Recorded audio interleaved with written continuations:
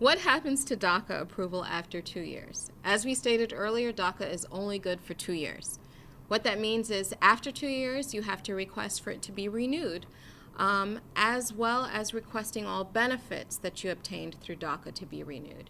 What that means is that work permit that you received once you had your DACA approved would also need to be renewed, as well as if you got a driver's license or a state-issued ID through the work permit that you provided, that too would also have to be renewed. That's because on the work permit itself, it will clearly state what the expiration date is for the work permit. And any benefit that you received by showing your work permit, such as a driver's license or state-issued ID, will also only be good for the duration of your work permit. So after 2 years, you'll have to renew your DACA request, you'll have to renew your work permit, and if you got a driver's license or a state-issued ID, you'll have to renew those as well.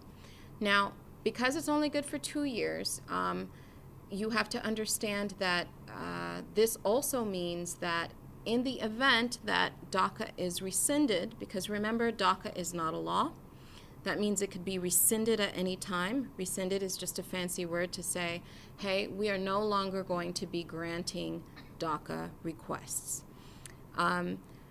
It's safe to assume that if after November 6th, after Election Day, if Obama is not reelected, it's safe to assume that DACA could very well be rescinded.